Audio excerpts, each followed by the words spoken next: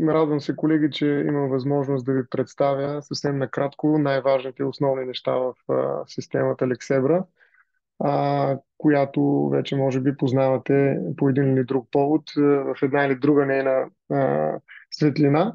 Ще си изключа камерата, за да може да виждате спокойно това, което ви споделям като екран. А, Лексебра е експертна, акцентирам върху това, правна система, не е информационна, тъй като тя има много ясен фокус върху практиката на Върховния касационен съд през всичките отделения, включва, разбира се, системата и актове на Върховния административен съд, бих казал даже всички актове на Върховния административен съд, които са публично достъпни, онези актове на Върховния съд, които са актуални, т.е. са цитирани по един или друг начин в рамките на практика на Върховния касационен съд, актовете на Европейския съд, Съда на Европейския съюз, както и на ЕСПЧ, които по един или друг начин отново са влезли в практиката на Върховния касационен съд и всички решения на Конституционния съд. Но, както се вижда, центъра на експертното усилие в Лексебра са актовете на Върховния касационен съд, които виждате ето тук, като категория актове: Върховен касационен съд, Върховен административен съд, Върховен съд, Европейския съюз, двата съд на съда, които споменахме, и Конституционния съд. Освен това са категориите от актове, които може да видите в Лексебра, и те се очертават съвсем ясно рамката на съдържанието, което очаквано може да намерите в Лексебра. Освен това, виждате, има и още две категории: резюмета и въпроси, както и новини, за които ще стане въпрос след малко. Но първоначално исках да кажа, че нашия ангажимент е насочен преди всичко към актовете на Върховния касационен съд, които влизат в системата буквално всеки ден. Те са изцяло актуални към сайта на Върховния касационен съд и изобщо към онова, което върховните съдии обявяват като свои актове. Виждате, през последните 7 дни са влезли 209 такива акта. Ако кликнем върху тази категория, ние отново ще виждаме останалите категории, но тази е избрана. Ще видим и последните актове на базата дата на акта, които са добавени към системата. Ето това меню тук на филтрите може да се избере кога всъщност са добавени актовете, които искаме да видим. Ако искаме да разберем колко акта са добавени днес, може да видим 36 акта, вчера са били 22, през последните дни 227. Това включително бих казал, че и за двата дни, вчера и днес, е сравнително малко. ВКС произвежда около 60-70 акта на ден. Но очевидно периода може би е такъв. Днес или утре ще бъдат съвсем различен брой тези съдебни актове. Така че нашия фокус е практиката на Върховния касационен съд, като идеята ни е да я разгледаме максимално фокусирано, концентрирано и с полагане на експертна грижа относно така, изваждането на преден план а, на онова, което е важно за юристите, за практикуващи юристи, а не всичко, тъй като наистина този подбор е едно сериозно усилие, което може би не е нужно да го извършва всеки един от нас. Идеята на нашия екип от 10 редактора е да прави този подбор на ежедневна база, така да се каже, в движение, и да управлява потока от решения, като ги представя в формат, който е много лесно и бързо усвоим, т.е. спестява огромно количество време. Това е обратна връзка, която ние сме получили от нашите клиенти. Какво ще видим в Lexebra и как точно оправдаваме тази наша заявка, че става въпрос за експертна система? Това ще бъде идеята, за която всъщност ще представя различните функционалности на Lexebra. Когато отворите Lexebra, надявам се, че този въпрос, защо Lexebra е експертна и как тя се различава от информационните системи, ще намери своя отговор, може би след около 15 на 20 минути, като аз ще го държа, разбира се, винаги отворен. Когато отворим Lexebra и сме логнати в системата, което означава, че тук са изписани инициалите на нашето име, потребителското ни име, ние ще видим три менюта: начало, търсене и документи. В момента сме в меню начало, вижда се, че е избрано. Започвам от него. Това е менюто, в което имаме най-голяма информационна стоеност с оглед текущата ситуация в ВКС, грубо казано. Т.е. тук е мониторинга мястото за мониторинг, за наблюдение на практиката на ВКС в реално време. Поради това в заглавката виждаме новини, които са изведени на преден план. Виждате новини, които може да кликнете и да прочетете, включително да видите акта, във връзка с който в това бърз прозорец го наричаме. Този бърз прозорец се отваря съдебния акт, който е цитиран и с оглед на който е създадена тази новина специално. И тя е свързана с едно определение, което допуска касационно обжалване по точка 3 за развитие на правото, последния въпрос. Редакторите сме преценили, че той е интересен, поради което и сме оформили като новина този акт. Виждате, има и защита на наследник при невярно удостоверение за наследници. Друга новина, която също може да се прочете и да се види решението, което вече е по 290. Тук започват да се появяват тези неща, които именно казах, че са свързани с експертността на работата ни в Лексебра. Това специално се нарича редакторско подчертаване. След малко ще го разгледаме по-подробно, но и тук се вижда, че се подчертава основанието, въпросът, отговора и мотивите, за да се ориентира бързо всеки, който отвори този акт. Разбира се, той може да го отвори в отделен прозорец, а, да намери мястото, в което чете онова, което е важно. Виждате, има и тагове, когато се кликне върху съответното подчертано място, съответния подчертан текст, излиза таг, който показва дали това е мотив. Тук, когато имаме свързан акт, той също се появява в бързия прозорец, но това, което подчертаваме, ние го тагваме с етикет, който казва какво всъщност посочваме, като подчертаваме съответния текст. Всичко, което е подчертано, излиза в ето това е вида, в който изглежда един съдебен акт, в случая решението, към което ни препрати връзката от новината, като виждаме в страни, че редакторското подчертаване се визуализира именно през таговете си. Основание за допускане, когато кликнем, можем веднага да видим кое е основанието за това допускане. Може да се върнем обратно и да видим въпроса, който се визуализира в своята цялост, обикновено, ако не е твърде дълъг, за да може човек да се запознае с темата от самия въпрос, да разбере какво точно е предмет на обсъждане в решението по член 290. Така че може да отиде при мотивите. Същите тези неща може да се видят и ако се кликне под диспозитива. Има един знак, който ако бъде кликнато върху него, ще се отвори едно падащо меню, в което виждате основанието, допускане въпроса и мотивите. Разбира се, от самото начало е самия диспозитив на решението, а още по-напред, в най-горната част, непосредствено след заглавието, може да го харесаме, ако решим, решението. Това е обратна връзка, между другото, която ние наблюдаваме, за да видим какъв е интересът на потребителите и съответно да променим и нашата политика относно това, кои актове да бъдат на фокус, но непосредствено под заглавието на съответния съдебен акт стоят метаданни, свързани с това по какъв вид производство е постановен акта, има ли особено мнение, от кого е подчертан в случай, това е редакторското подчертаване. Виждате инициалите на редактора, който е подчертал това решение и неговия принос към системата,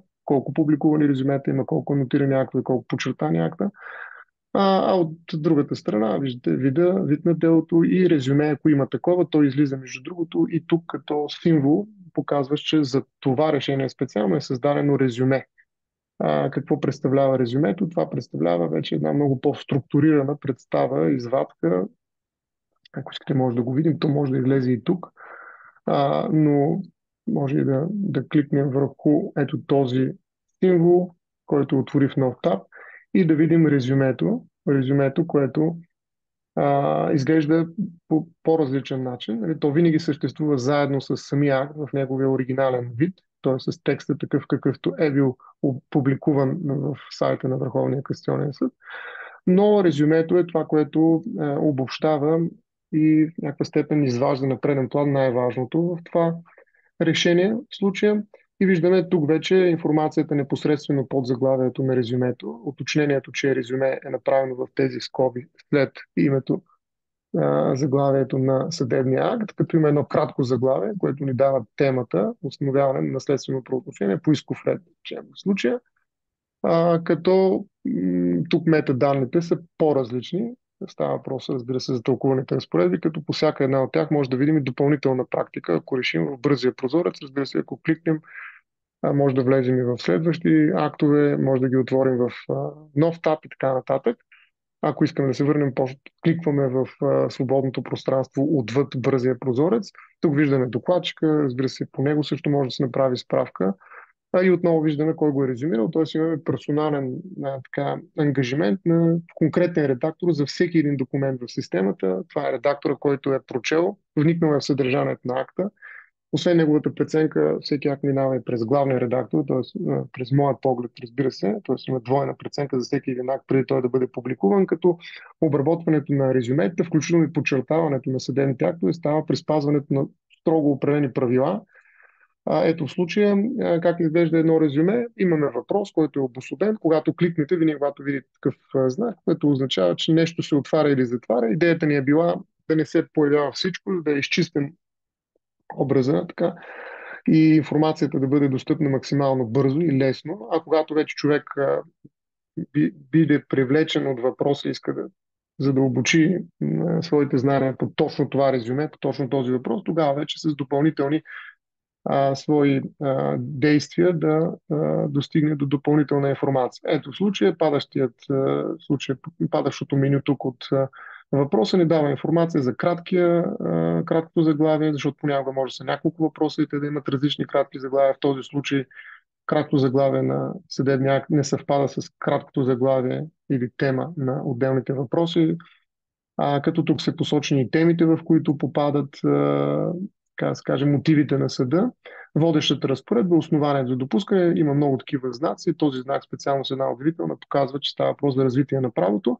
Ето виждате въпроса какъв е бил, какъв е редът за правна защита на наследник, при наличието на спор по отношение установяването съществуването или несъществуването на наследствени права, ако има грешка, най-грубо преразказано в удостоверение за наследници, и отговор е, че искат по 124 не първа, следва да се предяви, т.е. това е прескачан час, за да е по-бързо, тъй като става въпрос за пример, не вникваме толкова в съдържанието. Виждате, този иск е на разположение и се предявява срещу общината и лицето неправилно фигуриращо в съответното удостоверение за наследници. Ако искаме да видим мотивите, отваряме тази секция на резюмето. Виждате, мотивите са форматирани по специфичен начин, имат нумерация.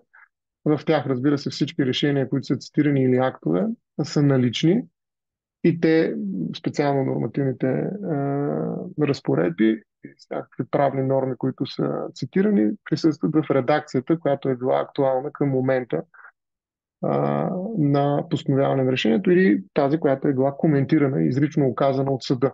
Така че мотивите са обособени с отделна нумерация в отделни части, като са използвани определени символни знаци, като тази удивителна, тя е тезисна и показва определена теза, въпросните тирета, които също се появяват в съдържанието на мотивите, са изброителни, като идеята отново е читателят, човек, който се запознава с мотивите, по-лесно да възприеме съдържанието, а не да бъде посрещан. Виждате тук доста сериозни мотиви, наистина любопитно е самото решение. Като идеята, нали, пак казвам, е да е по-лесно усвояемо, по-бързо усвояемо, защото виждате тези мотиви как изглеждат в съдебното решение, т.е. в оригиналния текст. Вие може да направите винаги справка с него и да прочетете и мотивите по същество, както и всичко останало, което е около тези мотиви, превърнали се в част от резюмето, но идеята ви тук е да се запознаете в един много по-лесен за възприемане и бърз като информация формат. Така че, освен, разбира се, тези две части, които видяхме, а именно въпроса, отговора и третата мотивите, имаме и свързани актове. Свързаните актове също са достъпни през бързия прозорец и отново в отделен таб, т.е. може да ги отворим, ако искаме отделно, да ги разгледаме по-подробно, но те са достъпни в два модуса, не само като актове. Виждате там, където има резюме, е посочено, че има и резюме. И резюмето се отваря в отделен таб веднага, защото той е по-сложен, да може по-лесно да се работи с него. Така че се отваря в отделен прозорец резюмето, ако има такова, но освен актовете, може да видите тези свързани актове и посочване на резюме и като въпроси. Това е една много важна функционалност на нашата система. Ние работим и с въпроси, тъй като самия акт не е толкова важен като индивидуализация за нас, може би когато търсим, а пък когато е важен, може да го намерим по този начин, но за нас също толкова важни са и въпросите, които са били формулирани. Разбира се, такива въпроси се формулират чисто формално в производства, които са касационни по 290 и 274 алинея 3. Такива въпроси, както и в тълкователните, разбира се, дела, такива въпроси не се формират по други производства, но ние въпреки това ги обособяваме, за да изглежда така диалогично съдържанието на системата, като разбира се това го правим пак спазвайки определени правила. Така че това представлява резюмето. Същите свързани актове виждате в случая цитира, когато е цитиран се посочва в другата посока, се съдържат и в свързани актове секция в лявата част на резюмето. Когато искаме, можем да излезем и да се върнем отново в категориите. Тук, между другото, има няколко бутончета, които може би не е важно толкова. Може да се търси в документа, само да ви кажа, може да се добавят за четене по-късно. Това е една функционално свързана с това меню документи. Може да се принтира, може да се експортни, като системата обаче има определени ограничения за експорт. Връщам се към първата секция и новината, която в случая беше повод да така разгледаме един съдебен акт и едно резюме. В началото, виждате, освен тези новини, които най-отгоре се сменят, имаме и съдебни актове на фокус. Това са решения, които също са направили впечатление. Ето едно такова, на което предстои това съвсем скоро, 12-ти, предстои да излезе като резюме. В рамките на няколко дни се случва това. Е направило впечатление на нас като редактори. Имаме дежурни редактори, които осъществяват така наречената стража всеки ден, така че това се вижда няколко пъти на ден, се проверяват и се прочита всичко, което излиза от Върховния касационен съд. Основно обаче, бих казал, от гражданска и търговска колегия. За тях ангажимента е за всичко. Така че има съдебни актове на фокус, има и новини, но тук новините са повече. Виждате, ако кажем, вижте всички новини, имаме много повече новини от тези, които излизат в заглавката. Това е така втората част след заглавката и третата част, която виждаме в меню начало, са резюметата. Това са последните резюме, които са излезли в линия на времето. Между другото, където виждате ето тази иконка, излиза ви надпис помощна информация, може да я натиснете и да прочетете добри практики, помощна информация, която сме дали на своите потребители, за да могат те да използват максимално ефективно всички функционалности на системата. Тук може да прочетете. Има и на други места, ще ги видите малко по-късно, такива иконки. Какво има в линията на времето? В линията на времето има краткото заглавие на съответното резюме, на този акт, да речем, от вчера. Между другото, това е доста любопитен акт. Ако влезете в него, кликайки, вече ще се запознаете с самия въпрос, с мотивите, свързана с вечно правна защита, когато се премести оградата между два съседни имота по погрешен начин, разбира се, но разликата е по-малка от допустимата грешка по наредбата за съдържанието, създаването и поддържането на кадастралната карта и кадастралните регистри. Така че идеята тук беше да демонстрираме връзката. Това е последното резюме, така да се каже, с оглед хронологическата подредба на актовете, които са резюмирани. Тук е дадена и датата. Може да кликнете върху дата и да видите колко резюмета на съдебни актове от съответната дата са направени в системата. Тук виждате иконки, които също имат в себе си така, съдържание. Това означава, че е на фокус. На фокус поставяме резюметата, както и съдебните актове, които смятаме за по-важни. Този вече знак, който ви показах, е, че става въпрос за развитие на правото. В случаите, които ето тук виждате, има връзка с европейското законодателство, това също се отбелязва, както и ако има особено мнение. Тези иконки, може да зарежете още, разбира се. Тези иконки имат за цел да ви покажат, че определена специфика е важна с оглед на съответното резюме. Какви са тези две тук възможности, които се дават? Всички теми в случая се появяват в линията на времето. Аз мога да избера само по определена тема да виждам съответните нови резюмета в линията на времето. В случая съм добавил такава тема, прекратяване на трудовото правоотношение, но мога да добавя и други. Има дърво на темите, където мога да се абонирам, примерно да речем за ипотеки или пък за вечно право, право на ползване. Искам да се абонирам за право на ползване и да го следя. То веднага ми излиза вече като опция тук. Когато не си направо за ползване, мога да видя последното резюме, което е касаело този въпрос. Е било от 14 февруари 2024 година. И ето въпрос какъв е бил. Доста тълъг, между другото, въпрос. че и няколко, няма да им отделяме време, но това е едно от сложните резюмета с няколко въпроса. Хайде да го харесаме. Тя наистина Делян Недев е редактора, който го е направил. Така че тази част, която ви казах, че е преди всичко за мониторинг, може да бъде буквално така едно ежедневно приятно занимание, докато се пие кафе или се прави нещо друго и се преглежда практиката на ВКС за съответния ден, какво се е случило, какво ново има. Като разбирате, че изцяло експертна е формата, в която се представя тази информация, не става въпрос на нещо друго, но едновременно с това ви дава много ясна представа за това какво се случва в ВКС. Второто меню, минавам към него, е търсенето. Ето тук в случая, тъй като аз вече търсих по тази дата, кликайки върху датата посочена срещу едно от резюметата в линията на времето. Сега ще го изчистя, за да видим отново тези категории, които категории са били, които видяхме вече и преди малко. Между другото, тук излизат и тези абонаменти, които имам за определени теми. В случая мога да свържа и през тази функционалност определена тема, мога да си избера такава тема, ето да речем обезпечително производство.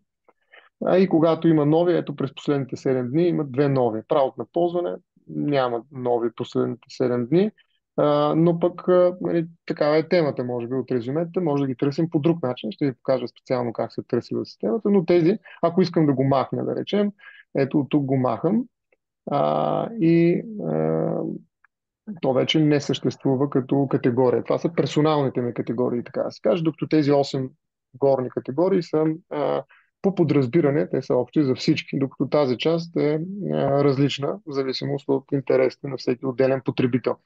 Така че имаме вече тези категории в търсене, като казахме, че основно фокуса ни е не основно, а върху всичко от Върховния касационен съд и най-вече гражданска и търговска. Там наистина покриваме и прочитаме абсолютно всеки акт, който е излязъл. Виждате, че има в страни филтри и търсене по теми. Отново се появява тази иконка с помощна информация. Използвайте в бързия прозорец, може да прочетете неща, които са полезни и могат да ви помогнат да използвате системата максимално ефективно. Също и при търсене в темите. Аз ще ги разкажа. Разбира се, тук има също помощна информация по начина, по който се търси, по ключови думи, но виждате, че търсенето, така да се каже, в момента сме избрали Върховния касационен съд актовете. Може да се случва под ключови думи, през филтри, като тук може да се разкриват и още филтри, които има и предлага системата, и по теми. Темите са обособени, виждате, те са с дървовидна структура и може да търсите в тях. Примерно аз мога да си искам Павлов иск. Има ли Павлов иск тук тема? Има, оказва се. Ето, мога да избера Павлов иск, те се зареждат. Ето веднага ми показва, че са приложени филтър тема облигационно право обезпечение на вземания Павлов иск. И ето тук излизат резултатите, решението, има резюме по това решение, има и подчертаване. Това също са иконки, които ако нещо ви се показва, сложете курсора на мишката върху него, най-вероятно ще се появи tooltips, нали, подсказка за това какво всъщност виждате и какво точно казва този символ. Така че тук имаме резюме, може да го отворим. Може да разгледаме, освен актовете, които излизат на тази тема, може да разгледаме резюметата, може да ги разгледаме това, което ви казах и като въпрос. Виждате, това са всички секции, които са свързани от редактори с Павлови Иск, излизат горе. Вижда, тук няма новини, но пък има ВКС, резюме, въпроси, Върховен съд и Конституционен съд. И ето ги въпросите, датата на акта, кога е, какъв въпрос е зададен, нали? Ето виждате, той е бил на фокус, тук е по точка 3, развитие на правото и така нататък. Може да заредим и още актове, т.е. въпроси в случая. Така че търсенето в темите има специално поле за това. Може, разбира се, да разгледа човек темите и да ги използва без да търси в тях, а директно. Стига да ги знае, тъй като те са доста. Ние направихме един такъв бутон да е по-лесно търсенето в темите. Освен темите, разбира се, може да приложа, освен, примерно, Павлови иск, искам по ключова дума, която да е знание. Знанието за увреждане. Даже, виждате, се появиха подсказка за това дали да напишете, може и увреждане да включа. Хубаво е една добра практика, която системата показва повече резултати, по-добри резултати, когато въвеждате ключовите думи една след друга. Тоест не ги въвеждате като някакъв дълъг израз, толкова колкото ето както в случая знание за увреждане. Можехме да го заявим като ключова дума, разбира се и като израз, знание за увреждане, но в този случай получихме 44 резюмета. Виждате, 45 въпроса зададени. Някои от резюметата имат по повече от един въпрос в себе си, едно всъщност. И виждате как се разпределят те по теми, т.е. възможно е, разбира се, едно резюме да попада в няколко теми. Виждате, дори в трудовото право по някакъв начин е било свързано това резюме, в случая едно от тези резюмета. Като аз в тези филтри, които разполагам тук, мога да добавя още критерии за търсене. Да речем, 38 са решенията, 5 са определенията, 2 тълкователни решения има, айде, примерно само решенията. Вид на делото мога да си избера, казват ми колко са всъщност от тези, които в момента са посочени като резултати от съответния вид. Ето виждате, тъй като тук става въпрос за решение, ако махна решенията, вида на производство ще бъдат ето и по 288. Сега ще ви разкажа малко повече за тези филтри. Сега само набързо ги минавам покрай тях. Тълкуваните разпоредби е с търсене, примерно 135, разбира се, е основната разпоредба, която мога да търся. Но по-надолу имам основания за допускане. Мога да видя, примерно, по точка 3 има ли. Казва се, че по-скоро Павлови знанието... Има, ето 13. Всички варианти са посочени тук като основания. Разбира се, те касаят преди всичко касационни производства, т.е. решения, които са постановени в рамките на касационно производство. Например, мога да искам как се развива правото. По този въпрос. Дата на добавяне, нали, очевидно не се е развило последните 10 дни. Съда на ВКС, отделението, може да видим по отделение как се разделят. Разбира се, това е филтър, който може да се приложи и отвъд тези теми и ключови думи, които вече въведохме. Тук виждате разпределение по години, как са разпределени в отделните години. Актовете, които се визуализират в момента като резултати, стигнахме до 12. За мен е важно наистина човек да намери точно това, което му трябва, не много резултати. И тази е причината да има, така ми се струва. Идеята е не да четем цял ден, а да намерим точно това, което е нужно и това сме предложили различни инструменти за ограничаване на този резултат. Месец на акта има включително допълнителни филтри, които може да разгледате. Ето тук има редакторски бележки, които правим също, разбира се, но в случая няма в рамките на тези 12 резюмета, които се визуализират като резултат. И виждате, тук се появява в приложените филтри всичко това, което вие сте добавени. Може да искате, примерно, да махнете увреждане. Тогава станаха 14 резюмета. Може да искате да махнете знание. Това става с натискане на хикса, така, срещу съответният филтър, който е приложен, може да не искате повече да е само по точка 3. Ето тогава резюмета става по Павлов иск 123 с 141 въпроса. Искате да видите, да речем, 24-та година има ли някакви въпроси за Павлов иск и ето, оказват се, има 4 резюмета, 7 акта и 6 въпроса, които касаят тази тема. А, Разбира се, вие може да нямате ключова дума, да тръгнете през филтрите, ако търсите някаква друга по-голяма тема или пък искате да видите нещо постановено от конкретен докладчик, да речем, това е преценка, която вие може да направите и да реализирате в рамките на системата съвсем свободно. Тук се вижда в ВКС категорията няколко допълнителни филтри. Един от тях вече споменахме за резултат от него, но да му обърна специално внимание. Това е видът нотация. Вид нотация е това, което правим ние като експерти, редактори в рамките на системата. Какво правим? Поставяме определени актове на фокус. Това е въпрос на подбор. На базата на това, което четем всеки ден, виждаме, че нещо отличава и го изваждаме на фокус. И виждате, има 13 425 резюмета. Това са актовете, на които ние сме направили резюмета, авторски експертни резюмета. Има редакторско подчертаване, 21 000 акта са подчертани.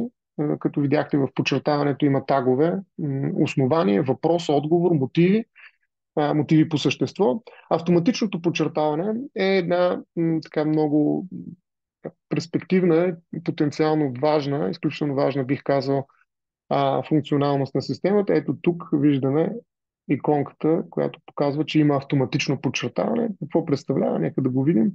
Това представлява подчертаване, извършено от изкуствен интелект. Ето изкуствен интелект, който ние сме обучили. Това е много сериозен процес, който тепърва ще дава плодове. Знаете, че от известно време това е много модерно и много актуално. Ние се занимаваме с обучението на този изкуствен интелект повече от 2 години, така че преди да стане толкова актуално, всъщност работихме с него и той се справи доста добре. Изкуственият интелект чете всичко, наред с нас. Често се шегувам, макар и напълно сериозно, че имам колега-редактор, който е изкуствен интелект и той подчертава тези части от решението. Виждате, това е нещо, което сме го обучили, които са важни, според неговата преценка, които касаят мотиви по правни въпроси, включително както е в случая, виждате, решение, което е от вчера буквално, явно е пристигнало в системата съвсем скоро и поради тази причина все още не е обработено от редактор. Значи редактора би а, подчертал вече с тагове, кое е основанието, кой е въпросът и така нататък. Но изкуственият интелект работи, бих казал, изключително успешно. Аз имах известни резерви в началото, всички имахме такива, но оказва се наистина, че той е много добър в това да прецени дали един акт така има съществено съдържание от гледна точка на своите юридически мотиви. Колко го разбира, това е друг въпрос, дали може да го диференцира на базата на тагове, да го превърне в резюме. Това предстои да видим някога. Живот и здраве, но на този етап имаме такава нотация, която се нарича автоматично подчертаване. Личното подчертаване е нещо, което всеки може да направи сам. Това е част от тази секция документи, до която стигнем също. Тя излиза като, ето тук, когато съм посочил този акт като нещо, което е важно за мен и съм го подчертал. Виждате отстрани, където излиза в син цвят подчертаното от редактора, в жълт цвят излиза подчертаното от мен като потребител. Това са неща, които ми е интересно, искам да ги подчертая. Виждате, когато ги маркирам, ми излиза възможност или да копирам текста, или да го подчертая. Когато го подчертая, той става в друг цвят. Има възможност да сложа бележка, да премахна подчертаването. Когато сложа бележка, тя се появява ето тук отстрани. Виждате в лично подчертаване. Идеята е това да го запомня и да го намеря след това в ето тази секция, където мога да създавам категории, за да работя по конкретен казус. Това също ще го покажа след малко, но за сега това, което исках да ви кажа, че тук може да се намерите всички от тези съдебни актове. Това е достъпно само за съдебните актове. Резюметите не могат да бъдат с лично подчертаване, но вие можете спокойно да ги намерите от този филтър в вид нотация. Така, запазени документи също виждате, това са категориите, за които казах. Така че може да наблюдавате и да разгледате, да проучите тези филтри, използвайте и иконката помощна информация. Бих казал, че това също е доста любопитна, може би не е за първо представяне, запазени търсения, функционалност, как се случва, съвсем набързо ще покажа какво означава това. Да речем, ако искам да търся давност за правото на строеж, го пиша грешно, така че ако го напиша грешно, може да ми поправи системата и да ми... Примерно, ето, искам да са решения, които са по 290, или пък хайде да не, 288 искам да са, които допускат, то няма как да са решения, разбира се, определения по 288, които допускат касация. Ето, виждате, допускат, има такава възможност да търсите само такива, които допускат, които не допускат. Между другото има 288, които не допускат, но са доста добре като обобщаващи практиката. Ние правим резюмета и на тях. Но ето, примерно, на случая аз си правя, така да се каже, един филтър, който искам да следя и за в бъдеще. Искам да видя всички определения по 288, които допускат очевидно някакъв въпрос, свързан или в текста им има ключовата дума давност и строеж. И съответно те ми излизат, виждате, 498 такива акта има, по години разпределени могат да видя как са, 8 са 2024. И в този момент, който аз искам да запазя това търсене, за да видя дали след един месец, след една седмица има някаква промяна, запазвам търсенето, излиза един прозорец, в който мога да накажа погасяване на правото на строеж, като категорията, която мога да създам нова, да речем вечно право на наблюдение, да речем, или нещо, което ми подсказва. Филтрите са описани, потвърждавам го и вече виждате, тук се появява името на този филтър. И в един момент аз мога да изчистя търсенето и след известно време да дойда. И ето го тук, вечно право на наблюдение. Имам един в тази категория филтър, който е погасяване на правото на строеж. Той ми зарежда същите филтри, които аз съм приложил преди това. Това е изчиствам търсенето, за да започна отново. Винаги изчиствайте търсенето, за да няма някаква история, която да определя резултатите, които се появяват. Има актове на Европейския съд, там посочвам ги, защото, разбира се, филтрите са различни. В същия начин е при Върховния съд, но вие ще ги някакси разгледате, да не ги а, ни отнемам време, но да знаете, че филтрите са различни при различните категории. При вас особено има етап на делото, има административен орган, който може да се търси материя, в която може да приеме данъци, да речем, ето виждате, данъци, данъчно-осигурителен закон за българското закон и така нататък. Това са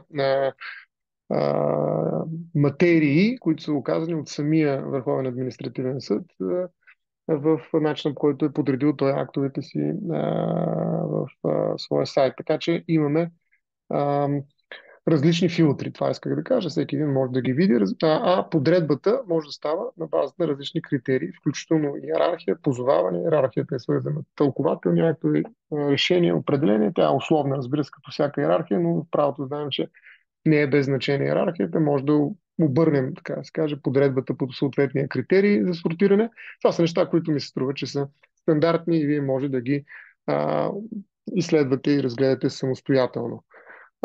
Но, пак казвам, тук могат да се наблюдават прямо дата на добавяне, днес, които са добавени, или хайде да е някакво вчера дата на добавяне. Може да видите колко от тях имат резюмета, колко имат редакторско подчертаване и така се ориентирате кое да прочетете. Нали, буквално, може би тези двете са най-важните. Ако имате малко повече време, може да прочетете всичко, което е с редакторско подчертаване, ето едно определение, относно задължителната сила на вляза в сила присъда за наказателно.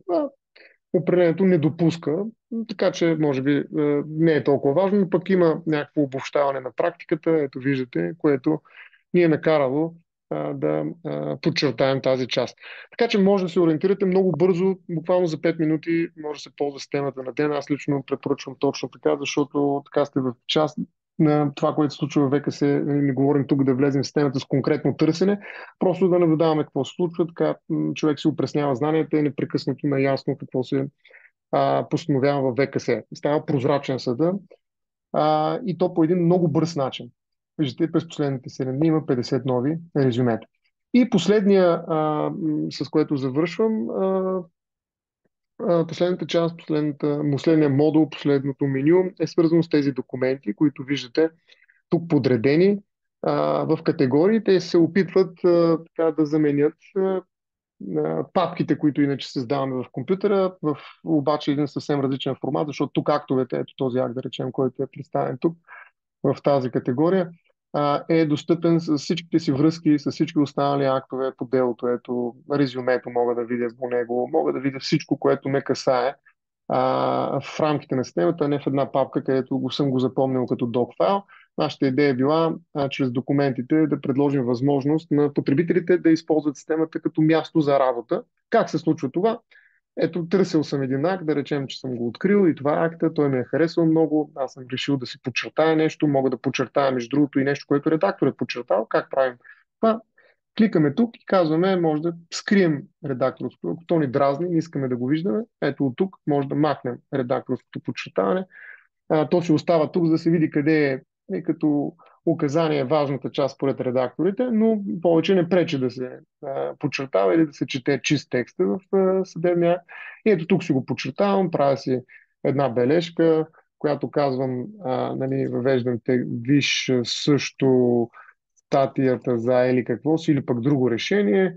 А, ето тук веднага се появява, че има такова нещо, което съм отбелязал, написал съм си и го запазвам, ето през тази звездичка, която добави за по-четене по-късно, само че не искам да е за четене по-късно, а искам да е в една специално създадена категория за мен.